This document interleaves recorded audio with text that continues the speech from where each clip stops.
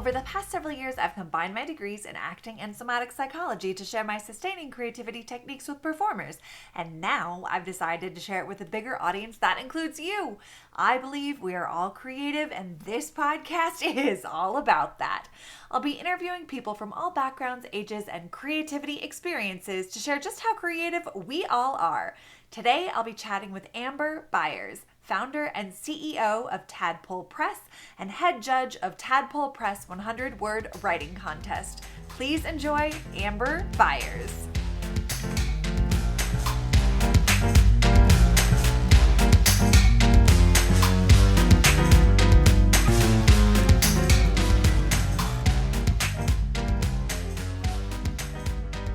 Welcome to the Sustaining Creativity Podcast. Today, I'm here with Amber Byers, founder and CEO of Tadpole Press and the head judge of Tadpole Press 100-Word Writing Contest. Welcome to the podcast. Hello. Thank you so much for having me, Mari. I'm so excited to be here. Well, I am excited for you to be here, and I'm very interested in hearing about this 100-word writing contest a little bit more because it sounds fascinating. But before we get into more of the nitty-gritty details, if you want to take a couple of minutes and let our listeners know a little bit more about who you are and what you do. Absolutely. I would say the very simplified version is I'm an artist and an entrepreneur. So that means I split my time working on my own writing, and it's anything from poetry to short stories to fiction to journaling. And then I also, the other part of that split is working as the head judge for the Tadpole Press 100-Word Writing Contest, which is grown and become amazing and fun. So I love it. I'm so curious. How did this writing contest come to be? yeah, so I was the very first seed that was planted was years ago when I was in a writer's group, and somebody in that group said, "Hey, I just heard of this microfiction contest run out of Spain, the Cesaradigo Serrano microfiction contest. It's 100 words or less."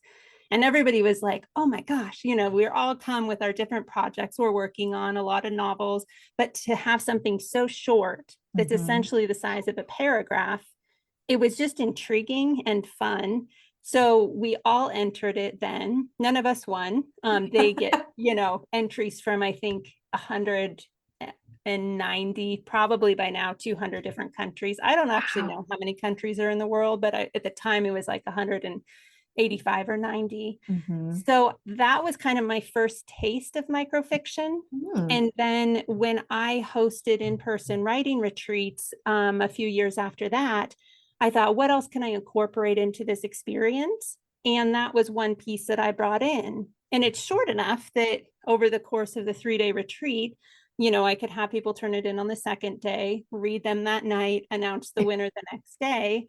And then when the pandemic happened and the in-person retreats couldn't happen anymore, I just put it online and opened it up to everybody, not as a part of a retreat. And it just exploded and has grown ton since then. So I love it. Yeah. I love that it's even a genre.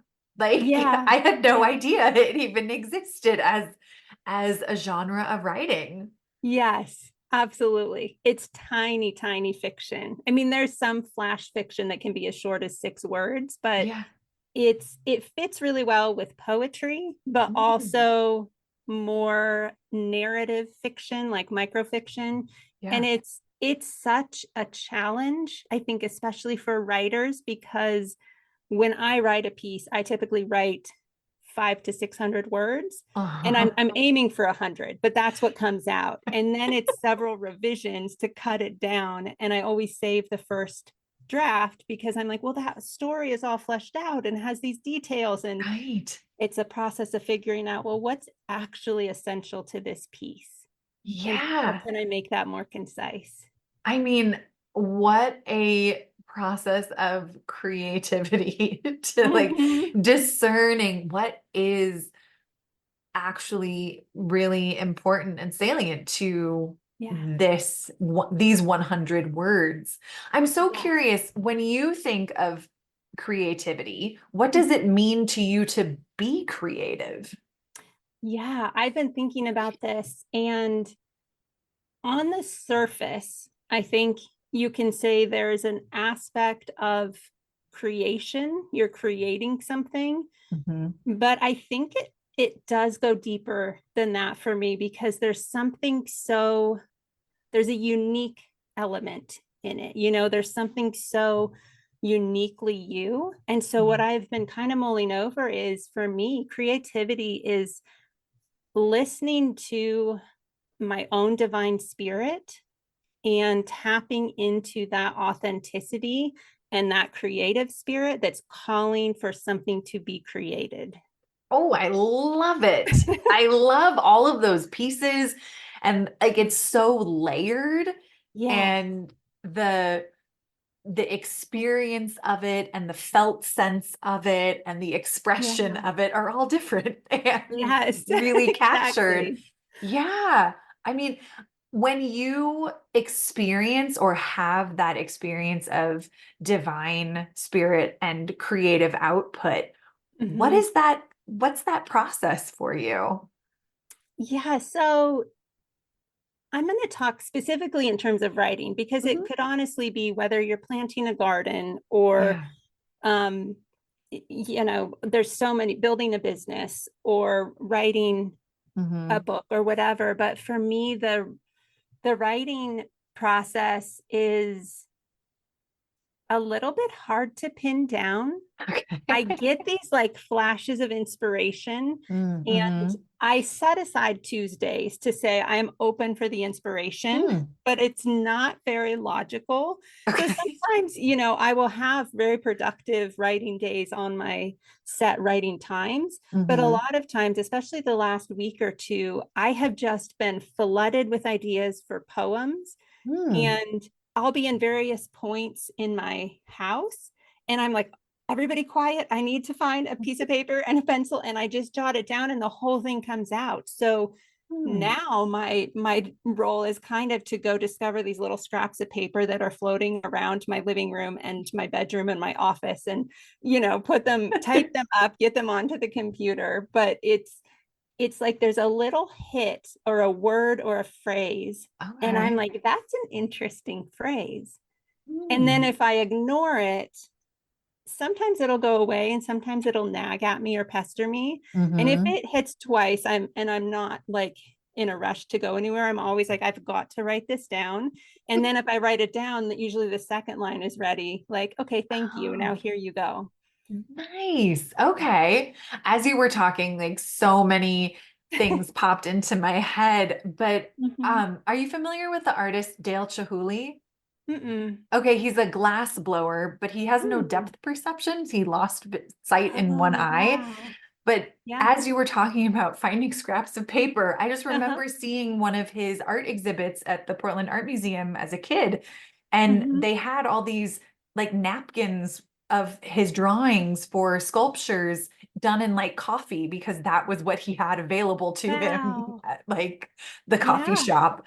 And it just that made me think of kind of what you're describing of like finding these little pieces of Yes. paper around and Yeah. using what you have available to Mm-hmm. to jot down whatever inspiration is happening. Right. I Yeah, love that. And it's so abundant because we're constantly surrounded by resources that can be encapsulated for that art, whether it's glass blowing or writing. That's right. so cool. Exactly. And then as you were also talking, I had this just a question. The other day I came across something that said boredom is a waste of imagination. Mm. And I'm so curious what your thoughts. Boredom is a waste of imagination, meaning it's better to use your imagination than to be bored. And to be, I guess. That's really interesting. I have to think about that, because most of the time when I hear people talking about boredom, it's in a good sense, like how Oh, important it is to be bored, because yeah. that's what helps our imagination kick in. Mm-hmm. And if we are never bored, it's like we're never hungry. We're just Mm, constantly overstuffing ourselves with all the noise out there. right. And so it's almost a reverse of my understanding of the Understanding. relationship between boredom and imagination. But Yeah. I suppose you could interpret it differently, that maybe you're just living a Oh, dull life or something, and that's a waste of totally. imagination. And here's the actual, I said boredom. It is not boredom. It is worry. Let's clarify that. So Oh, now this that's probably makes more sense. Worry is a misuse of your ah imagination. okay, that changes the whole game, doesn't it? That Yes. one word. Oh, um that's funny. Where did you hear that again? I came across it the other day and it just kind of stuck with me. Well, it Mm. clearly didn't stick with me because I didn't remember it, but No, that yeah, concept of, you know, the idea that I think many artists or creatives worry quite a bit. yeah, yeah, And, looking at it as a misuse of imagination. yeah. I can see that. I can see how that aligns, because when you worry, most of the time, at least for me, I'm envisioning something that hasn't actually happened, Oh, yeah. or like I'm worried about what's going to happen in the future, or maybe Hmm. I'm worried about what does it mean that this happened in the past. And so I'm making these connections or scenarios that haven't necessarily occurred yet. Hmm. And that does take a tremendous amount of imagination. Yes. And so I think that quote, if it's saying worry is a misuse of imagination, it's saying why not create something that's going to fulfill you? Why not Hmm. create something beautiful? Why not envision?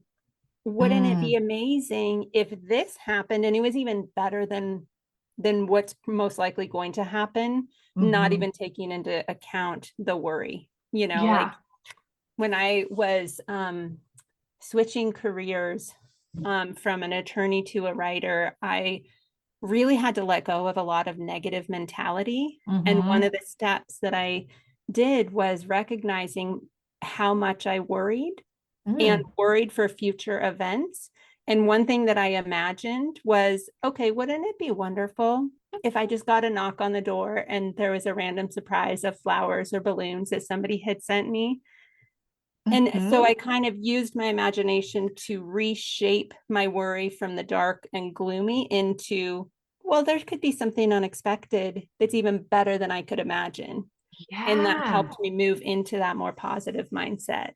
Oh, I love that. I love that transformation from, yes, this is one option, and Yes. Yes. who knows what else could happen or show up. Like, while Yeah. yes, it could always be worse, it could also always be better. Right. Right. Absolutely. Yeah. I mean, it sounds like when you have experienced challenges in your life, Mhm. you have found unique ways to kind of traverse them. I'm curious, in the world of writing, what are Mhm. some of those more creative challenges that you bump up against, and how do you navigate them? Yeah, it's interesting with writing. One of the common pieces of advice I've heard in various writers groups is to imagine and write what could possibly go wrong.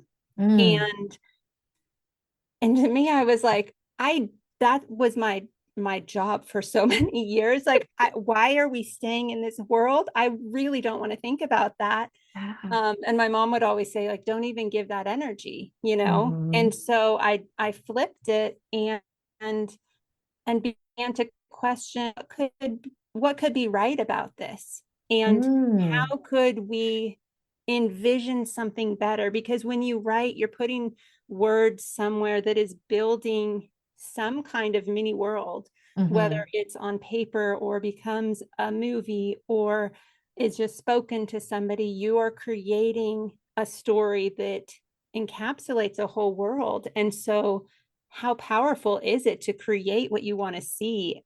And then Yeah. how positive and uplifting and encouraging is that when that happens?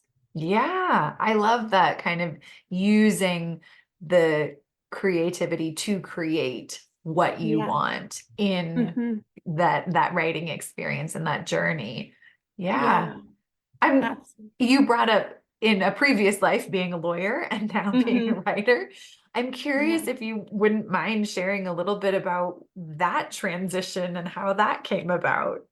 Yeah, it's funny because I think it was actually like a little bit of an attorney sandwich where it wasn't like I started with Mhm. being an attorney. I was a writer back Mm, as a kid years ago, and I always created and always wrote and always thought I'm going to grow up and be an author.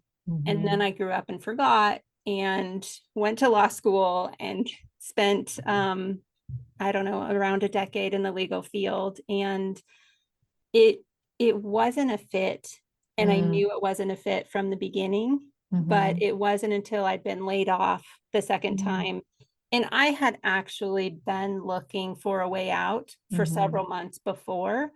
And so just kind of realizing I need to do something that's more nourishing to my soul, Yeah. and that was the path. That was kind of the final step that enabled me to get on that path of then starting my own writing, starting my own editing company, and Mhm. taking things one step at a time from there. Nice. Yeah, I love the kind of the bookends, the childhood writing and now Mm-hmm. returning to it and Yeah. the decade of forgetting that you were a Yes. writer in between. I Yeah. know. I know. And As yet a my subconscious didn't forget. It was yeah. always there. Anytime I was at a juncture or between jobs or had a moment to process, that was my identity. Mm, that is so interesting. I mean, as a kid, was that identity really cultivated and then you decided I'm gonna go do something else? Or how did the Mm. going to law school, because that's not just like a one and done, experience of school. Yeah, that's an interesting question of was it cultivated?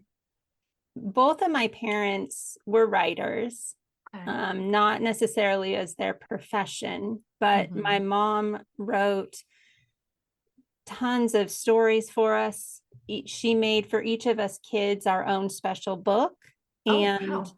yeah, she sewed the cardboard and cloth Hmm. binding and the pages together for us, but we each had our own special story. But then she had many other stories, essays, letters that, so many words that she shared. My dad did a lot of poetry. Hmm. He was a mathematician and professor in computer science, but he gave me some of his poems, and both parents read to me a lot. So I was Hmm. just around that. Yeah. And yeah, I don't know. I just remember I don't remember the decision to take it from reading all the time to writing. I just Mm. know that from a very early age, that's just what I did because I Hmm. was curious to see what would come out. I love the child mind kind of Yeah, exploring, well, what can I yeah, do with this now? What can I turn it into? Or how do I make it exactly. more my own from Yeah. someone else's reading someone else's work to writing your own? Hmm. Yeah. Yeah.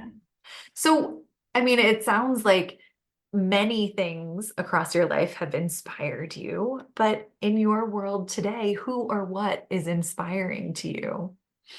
I would say my standard go-to that I think of first for being a huge inspiration is Liz Gilbert, who Mm-hmm. wrote the book Big Magic and had Yeah. a mini podcast for a while based on that book. Hmm. Super, super mind-blowingly inspiring.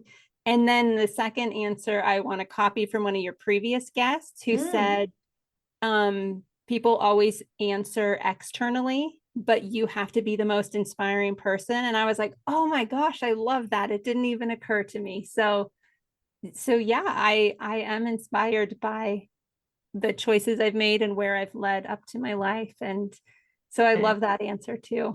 Yeah, no, I love that. I love, finding that inspiration from within. And yeah, there's a teacher of mine talks about inhalation, exhalation being inspiration. We're inspiring as we breathe, Yes. and that experience as well. So it makes sense to have Yeah. the internal and external. Yeah. Yeah. Well, I imagine kind of navigating a publishing company and judging writing contest that you come across many people who may not believe that they are creative, or this is their first attempt at writing in this creative fashion. How do you, or how would you encourage others to find creativity in their life?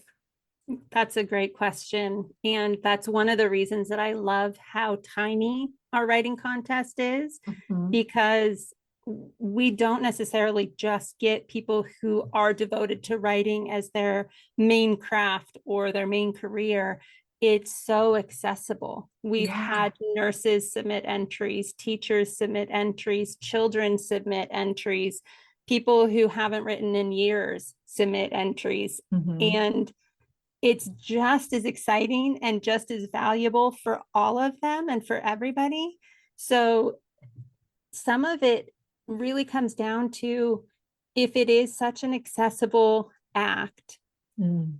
how do we tap into, again, our own divine spirit or that own creative spirit within us? Mhm. And how do we ignore the naysayers that might be out there Mhm. enough that we can listen to what that internal voice is saying?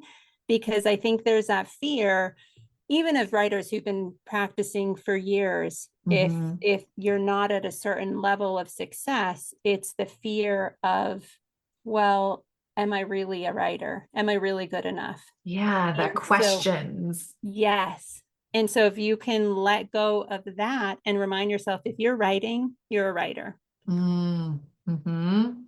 Yeah. Yeah. I love that reminder. And the that creativity is accessible.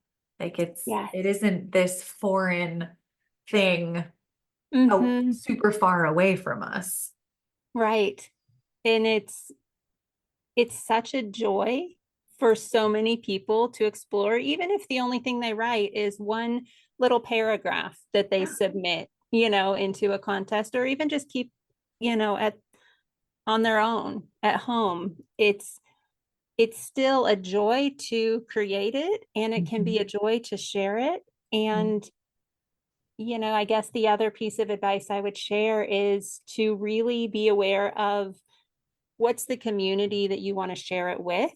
Um, Mm. and maybe this comes from my own experience, because I'm very sensitive to external opinions, Mhm. especially people who sound like they know it all and know how things Oh. have to go and tell you that you got to get in line. And Mhm.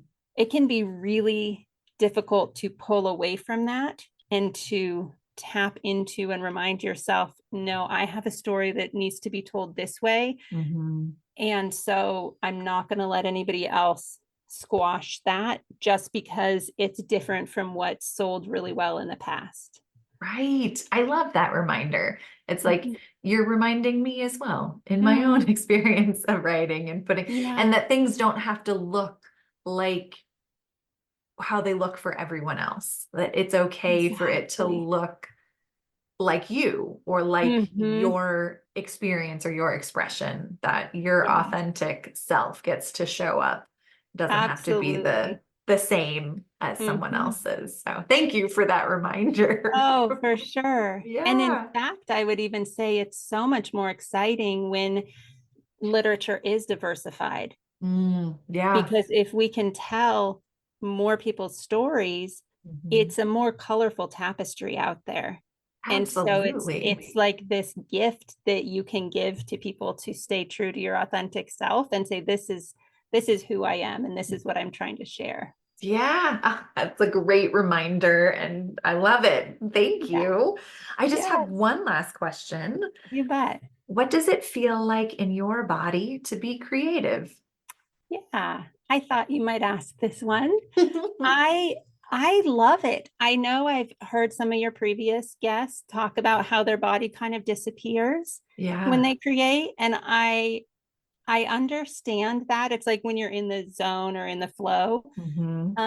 But I've also done a lot of work just really tapping into the language of my body in the last year or two.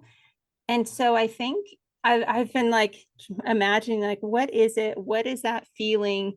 There's a sense of ease and like the energy is flowing. It's light and not stuck, but like it's simultaneously calming and electrifyingly energizing. I recognize all of that. Totally. The calming and electrifying happening at the same time. Yes. Yes. Oh, I love it. It's so fun. It is. So fun. Yeah, I agree. Well, thank you so much for chatting and sharing all of these pieces with me. If people want to learn more about the work that you do, the writing contest, all of that, how could they go about doing that? Sure. The best place to go would be to my welcome page on my website, and that's tadpolepress.com/welcome. So tadpole like the baby frog, and then press like a small publisher.com/welcome. And that shares a little bit of information about who we are as a community, what you can expect, about 2 emails a month full of positivity and creative inspiration, some tips for our writing contest. And then once you're on the email list, then you'll get more details of what is happening currently. I love it. Well, I will put that link in show notes so people have very easy access. And thank you again for taking the time to chat with me. I have thoroughly enjoyed our time together. I'm so glad. Thank you so much for having me. It's been wonderful.